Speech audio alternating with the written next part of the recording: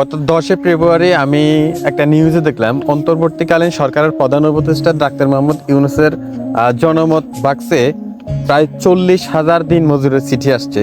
সেখানে অধিকাংশ দিন মজুর লিখেছে গরুর গোস্তের দাম বেশি হওয়ার কারণে আমরা কিনে খেতে পারি না।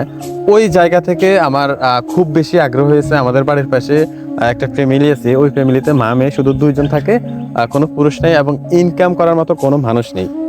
ওই জায়গা থেকে আমার খুব আগ্রহ হয়েছে। আমি আজকে ওই মানুষদের পাশে যাব, ওনাদের বাসায় যাব এবং ওনাদের কাছ থেকে জানতে চাইবো ওনারা শেষ কবে গরু গোস্ত দিয়ে ভাত খেয়েছে এবং ওনাদের ঘরে সর্বশেষ কবে গরু গোস্ত রান্না হয়েছে।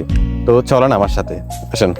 আর কি আমার খুব আগ্রহ হয়েছে যে আপনারা আসলে আপনাদের ঘরে গরু গোস্ত রান্না হয়েছে কবে, বা গরু গোস্ত দিয়ে শেষ কবে ভাত খাইছেন, ওটা একটু জিজ্ঞেস করতে আসছি আর কি।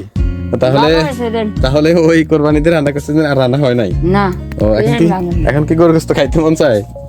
মনে চাইলে আমি খাওয়াবো যদি খাইতে মন চায়।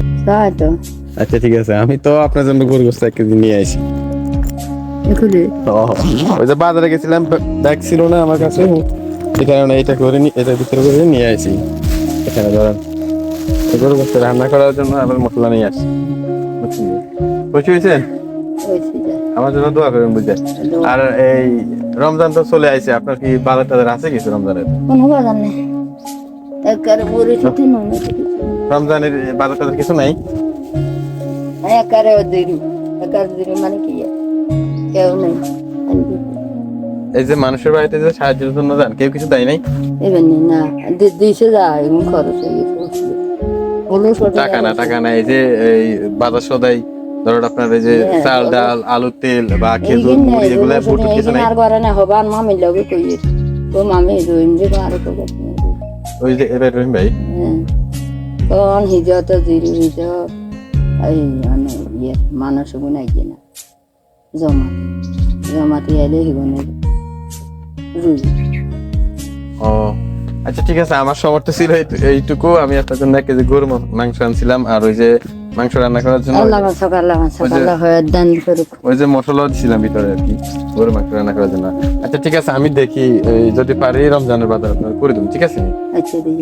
গাইস, আমি আমার সামর্থ্য অনুযায়ী ওনার জন্য 1 কেজি গরুর মাংস নিয়ে আসছি। কিন্তু আসার পর জানতে পারলাম ওনার কিন্তু রমজানের বাকি আর 2 দিন থাকলেও ওনার কিন্তু রমজানের বাজার বলতে এখনো ঘরে কিছু নাই। যারা আমার ফলোয়ার আছেন তারা চাইলে আমার এই ভিডিওকে শেয়ার করে দিবেন। আর এর বাইরে যারা আমাকে নতুন দেখছেন, আপনারা যদি আমাকে একটা করে ফলো দেন, তাহলে এই ভিডিওটা আপলোড হওয়ার 24 ঘন্টা পর আমার এই ভিডিও থেকে যতগুলা ফলোয়ার আসবে এবং এই ভিডিওটা যতগুলা শেয়ার হবে, 2টাকে যোগ করে যত হবে, মোট সংখ্যা যত হবে, অত টাকার বাজার আমি এই আমার বাড়ির পাশের এই মানুষটাকে এনে দেব। সেটা হোক 1000 শেয়ার, 1000 ফলোয়ার অথবা 5000। আমি যে এই কথা দিয়েছি ইনশাআল্লাহ আমি চেষ্টা করব নেক্সট ভিডিওতে ওইটা আপনাদেরকে দেখিয়ে দেওয়ার জন্য, অত টাকার বাজার নিয়ে আসবো। সেই পর্যন্ত সবাই ভালো থাকবেন, সুস্থ থাকবেন। আল্লাহ হাফেজ।